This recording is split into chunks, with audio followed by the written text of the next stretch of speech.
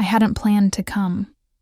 Not because I was too busy, or because I had somewhere better to be, but because the invitation never arrived.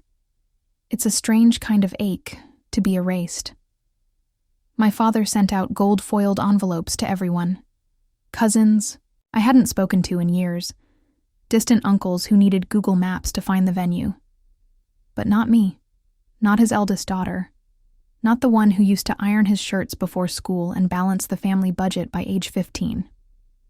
My sister. Always. The peacekeeper texted in secret. He's just being stubborn again. Don't take it personally. But it was personal. That was the problem. It had always been personal. So I didn't dress up. No heels, no makeup. Not even a spritz of the perfume he used to complain was too strong. I threw on a soft navy sweater and pulled my curls into a loose bun. Drove the 2 hours in silence, hands tense on the wheel. I didn't have a plan. I just needed to see it for myself. The lakeside lodge shimmered under string lights. Cars lined the gravel lot, laughter echoing through the trees. I parked on the edge of the property, half concealed behind a row of oaks. My heartbeat thudded as I leaned forward, peering through the windshield.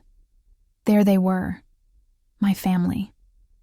Toasting with wine glasses beneath a white tent, clapping as my brother, no doubt, made another one of his crude jokes.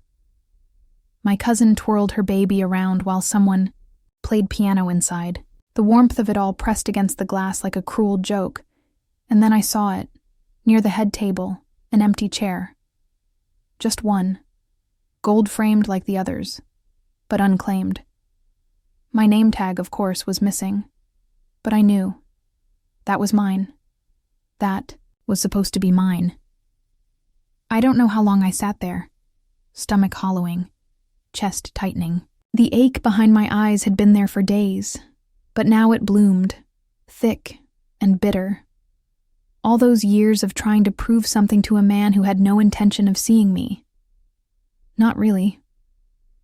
I was about to reverse and leave when a knock startled me. I turned, expecting maybe a lodge attendant, or worse, my sister with her soft apologies. But instead, there stood Mr. Evers, in his signature charcoal suit, silver hair combed neatly back, and that familiar, unreadable smile. The CEO of Evers Corp, the tech firm I'd just brokered a global deal with, my partner, my ally, my greatest professional triumph. "Didn't expect to find you out here," he said, eyes glancing toward the reunion tent. "You're the guest of honor, aren't you?" I blinked, disoriented. What are you doing here?" He grinned. I was invited to speak.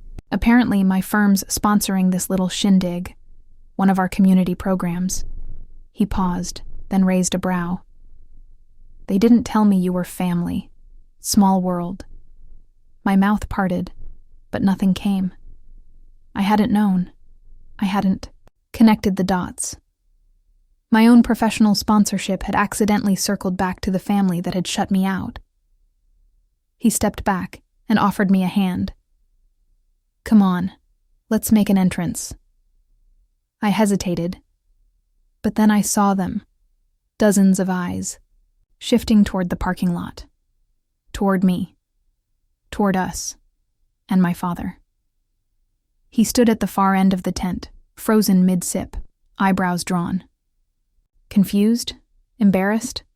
I couldn't tell. But for once, he wasn't looking through me. He was seeing me. I stepped out slowly. The wind was cool against my neck. Mr. Evers adjusted his cufflinks, then leaned in and said, loud enough for nearby, "Guest to hear? CEO, glad you're here. They didn't tell me the guest of honor would be you."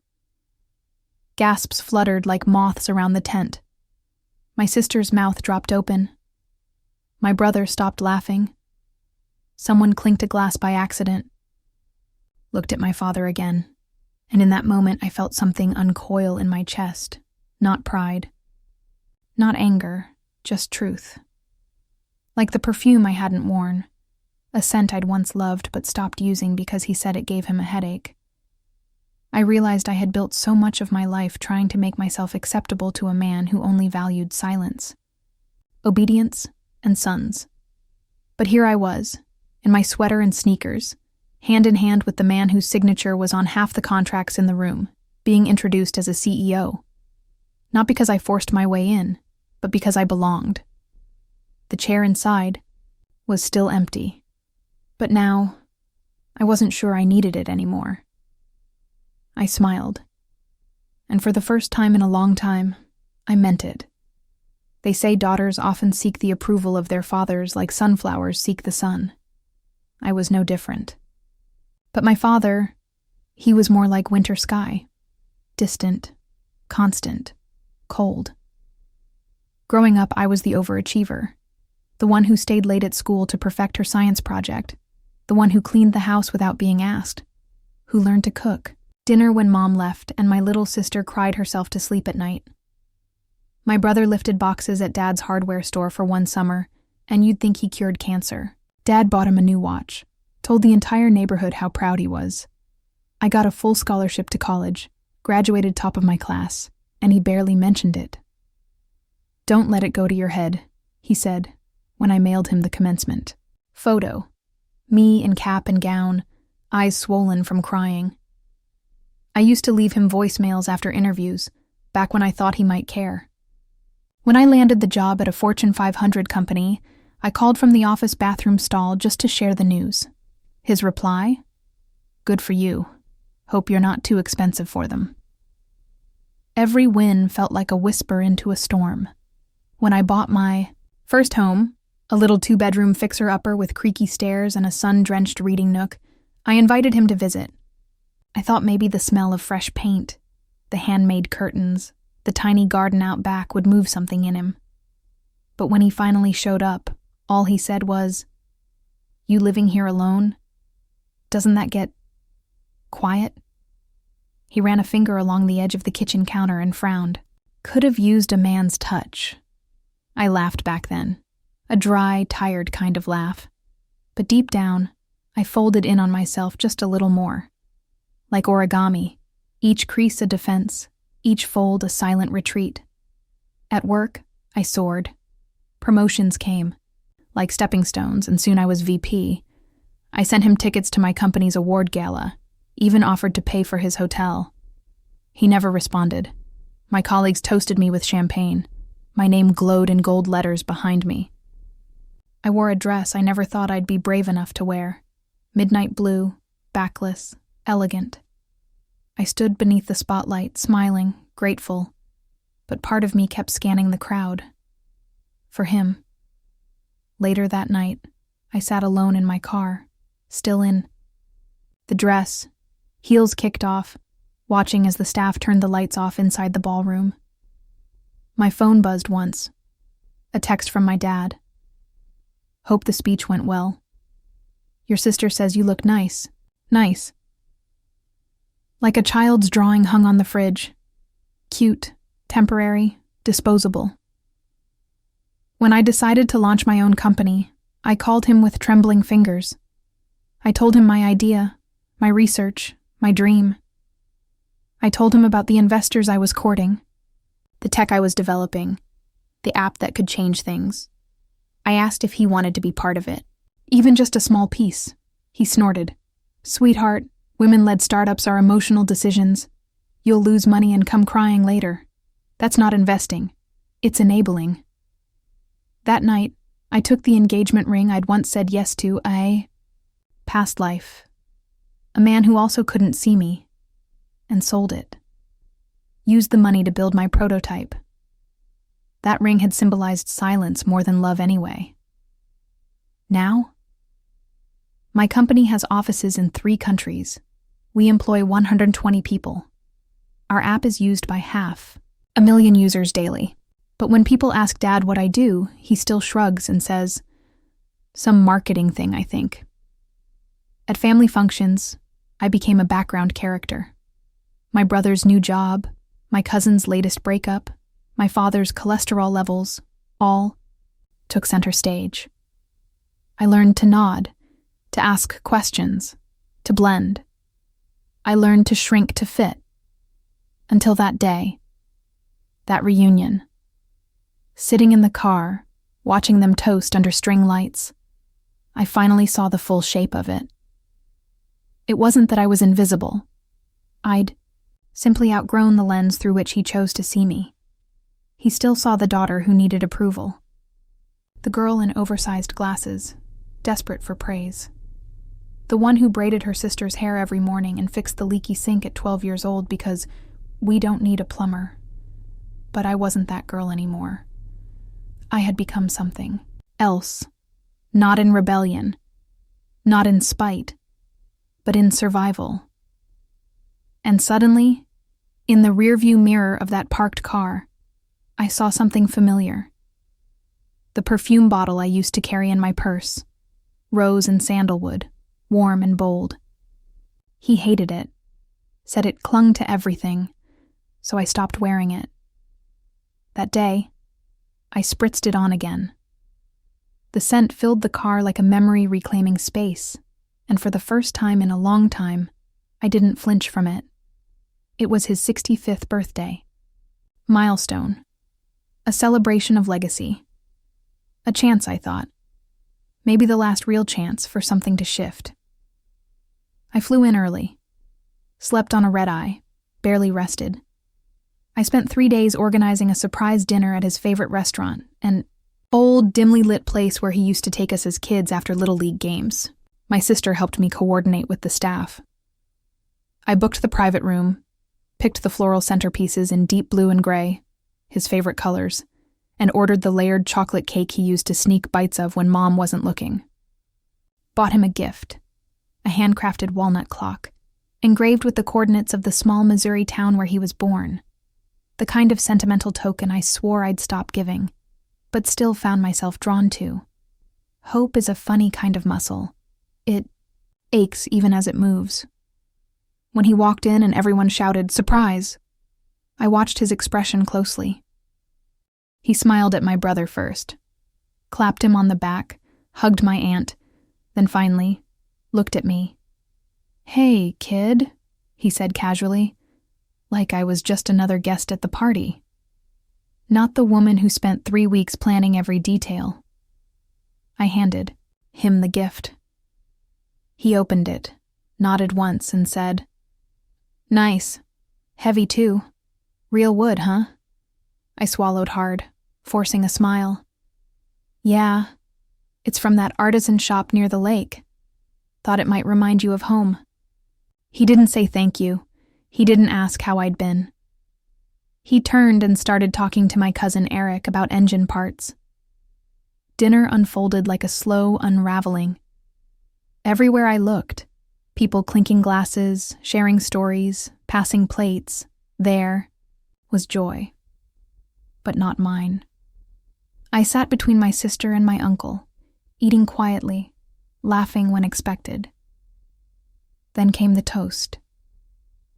He stood, holding up a glass of scotch, clearing his throat with that signature authority that always seemed to silence the room.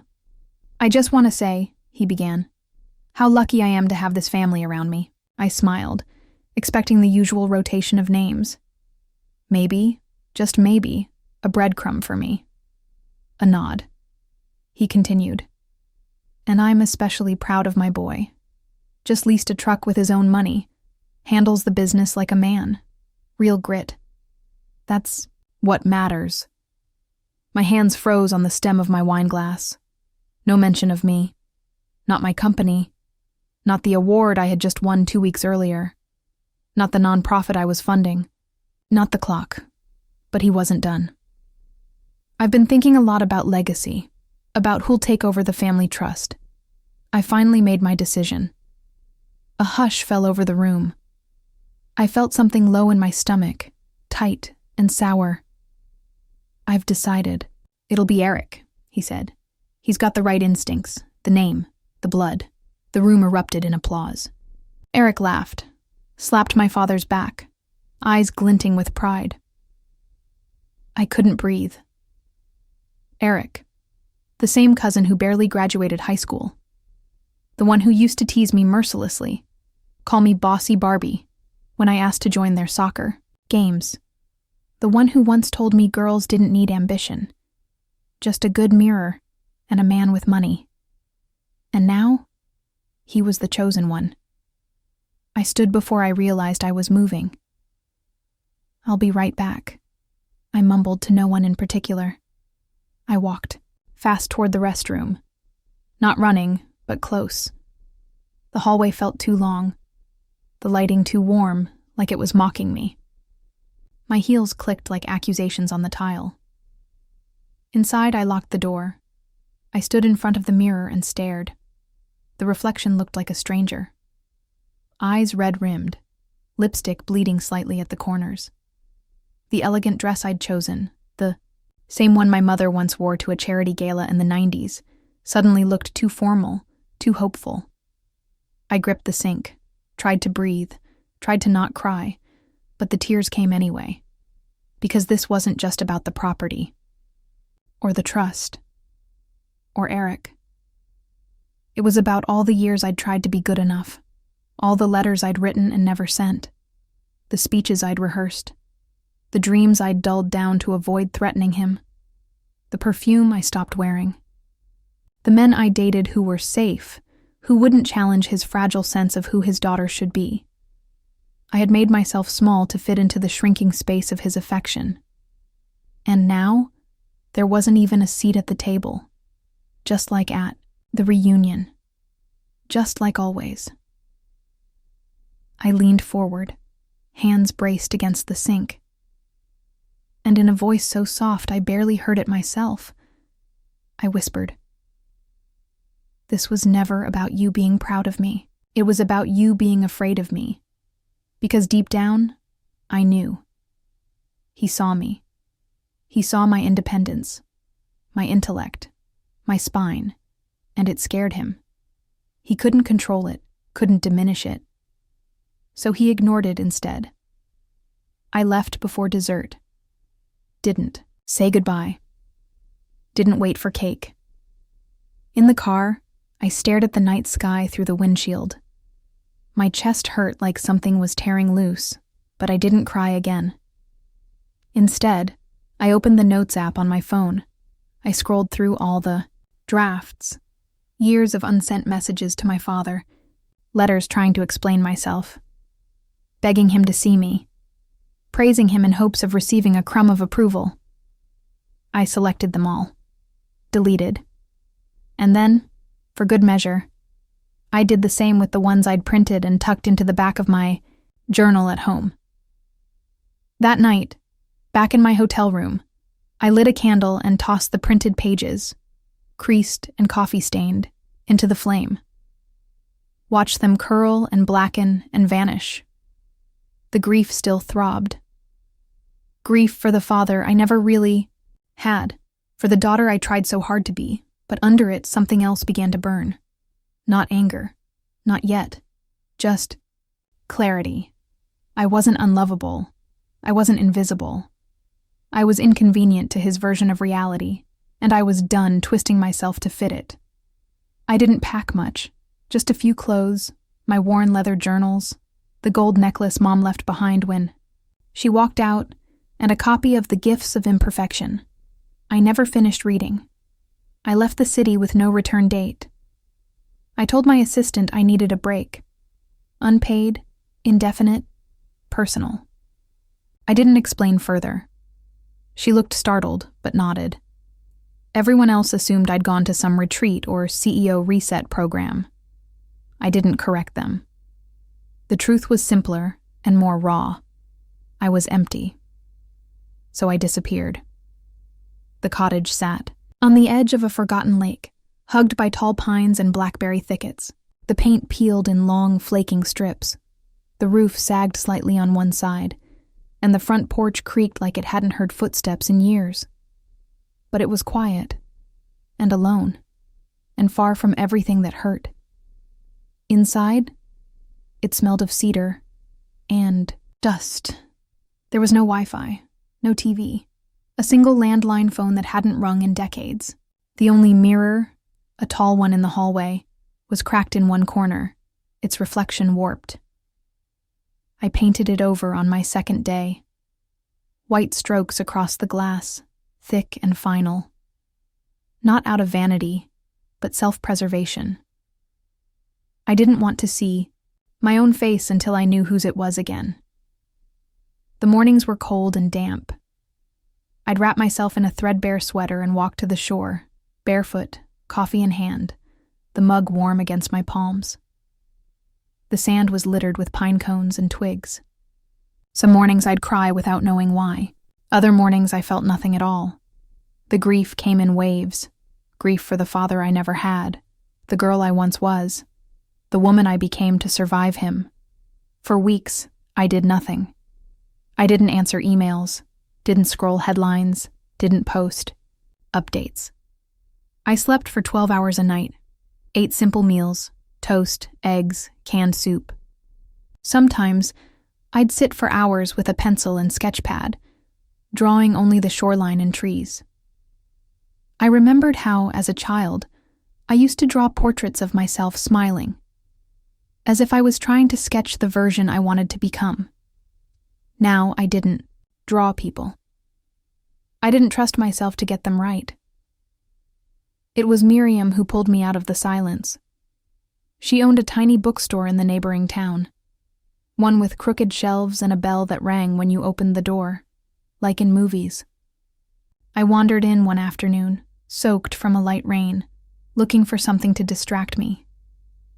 I remember standing in the psychology aisle, flipping through a worn copy of The Drama of the Gifted Child, when she approached. "You look like someone who reads to heal," she said gently. I turned, startled. She was in her 60s, maybe older, with silver hair pulled into a loose braid, and warm brown eyes that didn't pry. She held out a chipped mug of tea. Chamomile. On the house. I hesitated, then took it. That first cup turned into a conversation. That conversation turned into a weekly ritual. I never told her who I was. She never asked. We talked about books, about grief, about art, about silence. "I used to be someone," I said once, sitting cross-legged on a floor cushion as the fireplace crackled. She smiled. "You still are. You just stopped performing it." The next day, I walked to the community center with a folder of notes and offered to teach a free class, Introduction to Small Business for Women. I didn't advertise it under my company name, didn't mention my resume, just offered tools, templates, encouragement. The first week, 3 women came. The second, 9. One woman brought homemade muffins. Another brought her daughter. We sat on folding chairs under flickering fluorescent lights, talking about profit margins and passion. And for the first time in years, I didn't feel like I was proving something. I just was. I stopped wearing makeup, stopped checking my reflection in windows. I lived in soft clothes, walked barefoot more often than not, and let my hair do whatever it wanted. Some evenings I'd light a candle and write. Not for anyone else, not for a blog or a book, just for me. Just to listen to the thoughts that had long gone unheard beneath the noise of performing success. My mother's gold necklace, once a token I wore only on big days, never left my neck now. I clutched it sometimes when I spoke in class. I held it in my fist when I had nothing else to anchor me. It reminded me that I came from a woman who had once chosen silence too, but also, eventually, freedom. One afternoon I found my phone, buried at the bottom of my duffel bag. 57 missed calls, voicemails, texts, emails, from board members, clients, my brother, even my father. I stared at the screen for a long time, thumb hovering. Then I turned it off and smiled, because I finally understood something. Healing didn't look like arriving somewhere triumphant, arms raised to the sky. It looked like this: a quiet room, a warm mug, a candle flickering next to a closed laptop, a question whispered into the dark. What do I want? And for the first time in my life, I had time to answer it. 6 months can change everything. Not because time is magic, but because silence is. Silence gives you space to hear the voice you buried beneath years of proving and pleasing. Silence shows you who you are when no one is watching, when no one is demanding. By month 4 at the cottage, I stopped counting days. I lived by the rhythm of light and lake mist. I taught workshops twice a week at the community center and spent afternoons in Miriam's bookstore, drinking tea and sorting through donated novels. One day, she handed me a letter. It was from the town council. They wanted to honor my contribution with a civic grant. My name had started to spread, quietly. The woman who helped me start my bakery, the one who got my loan approved, the lady who taught me how to use Excel. I didn't tell them what I really did. I never said CEO, never once mentioned the app, the company, the portfolio. But when I finally turned my phone back on, after weeks of quiet, I was met with a flurry of news. Our merger had finalized, Evers Corp, led by the same Mr. Evers who shook my hand at the reunion, had finalized the acquisition of my tech firm's global logistics software. The announcement was everywhere. Business journals, TechCrunch, LinkedIn, and then the headline that made me pause mid-sip of coffee, top yes. 10 startups of the year. How one woman-owned firm is changing global commerce. My name. My company. My story, finally being told, without apology or dilution. I stared at the article for a long time. Not out of shock, but out of stillness. This time I wasn't reading it to call my father, or to imagine what he'd say. Read it like I was witnessing someone else. Someone I respected. The first gala of my new nonprofit, the Root Project, was scheduled for the following month. A program focused entirely on helping fund, coach, and protect women entrepreneurs. It would be held in a resort not far from my hometown, chosen for symbolic reasons I hadn't fully admitted even to myself.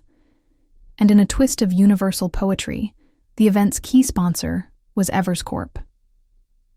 Mr. Evers reached out personally. Said he remembered my grace and poise from the reunion. He didn't say more, but I could hear the unspoken in his tone. He saw me, really saw me. So I returned, not to be seen, but to see how it felt to walk in without needing anyone's permission. Wore a lavender blazer, not power red, not corporate black. Lavender soft, subtle, feminine, the same color as the wildflowers near the cottage. The ones that grew without tending, without pruning, just reaching, blooming, unapologetically. The morning of the gala, I pinned my mother's necklace to the inside of the blazer, a quiet weight against my chest. I wore my hair loose, minimal makeup, and a soft silk camisole beneath, steel beneath softness. The lobby of the venue was flooded with light. People buzzed around with programs and champagne. Name tags, small, talk, praise. But I walked in slowly, not to hide, just because I could. When Mr. Evers spotted me, he crossed the room with that same measured confidence. "Ms. Delaney," he smiled, "we should introduce you properly this time. You're the real reason I'm here." I laughed. "Let's keep it between us. I'm here to listen tonight." He leaned in slightly. It won't stay quiet for long. And he was right. Word spread like candlelight. My sister arrived first. She wasn't on the guest list, but she didn't need to be. She stood frozen at the edge of the ballroom, tears filling her eyes. I opened my arms and she ran into them, whispered apologies, held my face in her hands like she was checking I was real. Then my aunt, her hands warm and shaking, my high school literature teacher, even an old neighbor who used to bring us lemonade during summers. Each one carried a memory of who I used to be, and each one saw something different now. Later that night, during the speeches, I stood quietly at the back of the room while women spoke of being believed, being backed, being heard. And that's when someone mentioned it. the town reunion. It was happening the next day.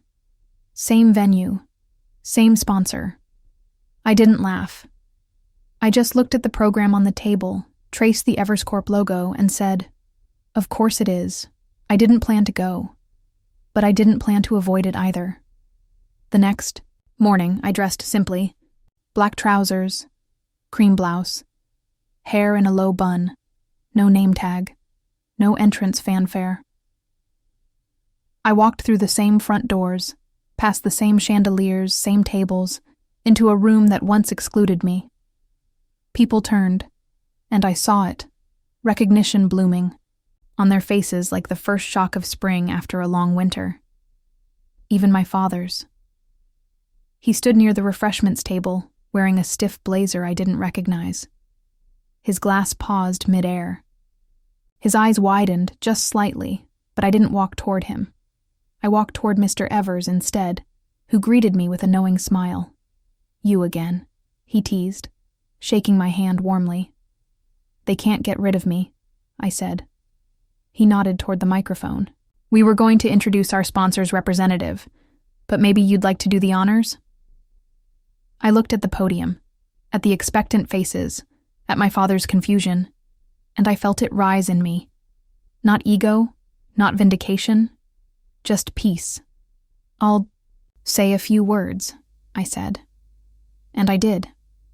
Not to boast, not to correct the record, but to tell a story about women who build things in silence. About daughters who braid their sister's hair, who study by flashlight, who wait for someone to clap, and clap for themselves when no one does. About the long road back to self-respect. And when I finished, I thanked the audience and walked away, not toward my father, not toward a table, but toward the door, because I didn't need a seat in that room anymore. I'd built an empire outside it. They all turned when I entered. The music faded. Conversations paused mid-sentence. Even the ice in glasses seemed to stop clinking. There's a peculiar silence that follows a name finally recognized. The kind that says, "We see you now, but we're not sure how we ever missed you." I walked slowly into the reunion ballroom. Same high ceilings, same chandeliers, same faint scent of overdone cologne and nostalgia, but everything felt different. Wasn't the girl who once brought a store-bought pie to the potluck and stood in the corner praying someone would ask about her job. I wasn't the daughter hoping for her father's hand on her shoulder. I wasn't even the woman who sat in a car outside, watching through glass. I was the keynote speaker. Not officially. No one had invited me to the microphone.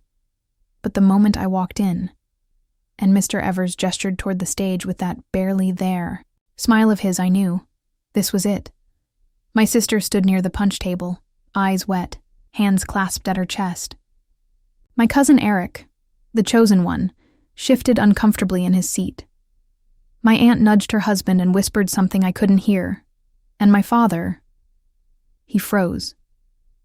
He stood near the back, near the same refreshment table where he'd once toasted, his boy for leasing a used truck. His hand tightened around a glass of something dark. His expression, stiff, unreadable, held a strange mixture of fear and pride, like he wasn't sure which one would be safer to feel. I walked past him, not as a statement, just as necessity. Because if I paused, if I made it about him, then it would no longer be about me. Mr. Evers welcomed everyone, said a few opening words, and then, without fanfare, he handed me the microphone. I stood at the podium, beneath the chandeliers, in front of the people who once didn't know what I did, or who I was, or why I kept showing up with good intentions and quiet disappointments. I took a breath and began. "I wasn't supposed to speak today," I said, voice steady. "But I've learned that sometimes silence is just another way of agreeing to be forgotten." I let the pause settle. People listened.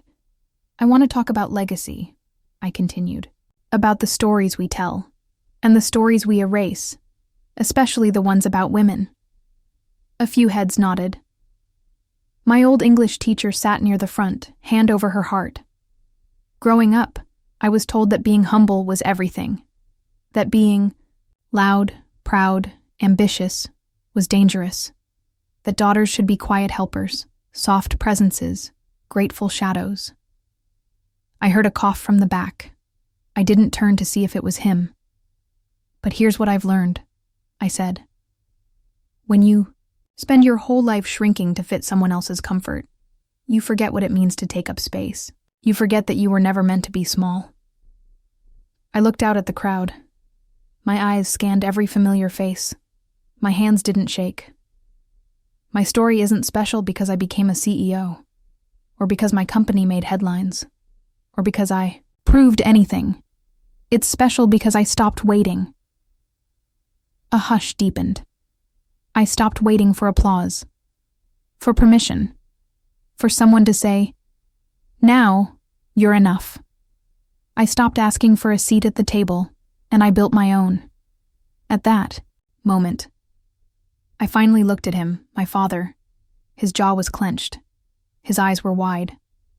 But behind the tightness, something had cracked. I didn't speak to him directly, but my words curved toward him, like smoke finding the smallest window. Some people will spend their whole lives trying to dim what they don't understand, I said softly. But that doesn't make your light any less real. Just harder for the blind to see. A long pause. And then, applause. Not thunderous, but real. I stepped down from the stage. People stood. Some hugged me, some cried. One woman whispered, "Thank you for saying it out loud." And then, he came toward me. My father. He moved slowly. Not the bold stride I remembered from childhood. Just a man carrying something heavy. He stopped a foot away. We stood eye to eye. "I didn't know," he said. 3 words. Small. Lopsided. I didn't answer. He swallowed. "You should have told me what you were doing, who you'd become." I held his gaze. Calm. Steady. "I did," I said. "You just never listened." His lips parted, as if to speak again, but I stepped back, not in anger, in peace, because I didn't need an apology to heal. I didn't need his recognition to know who I was. I had already walked through fire. I had already found my reflection in the lake mist, in community center walls, in the laughter that came back when I stopped performing. He'd missed the journey, and that was his loss, not mine. I left the reunion not long after. Miriam was waiting for me outside in her car, her playlist humming softly in the background. She looked at me and smiled. "How'd it feel?" I thought for a moment, then said, like an echo finally stopped. She nodded. "Good." As we drove away, the road curved along the lake. Moonlight painted silver across the water, and I rolled the window down to let the cool breeze in. I reached up and touched the necklace at my collarbone, not out of habit, but reverence. The girl I'd once been had finally been laid to rest, and the woman who walked into that ballroom, she didn't need validation. She needed freedom, and she had it now, because the truth was, that empty chair at the reunion, it wasn't mine. It never had been, because I wasn't meant to sit at their table. I was meant to build one of my own and fill it with women like me.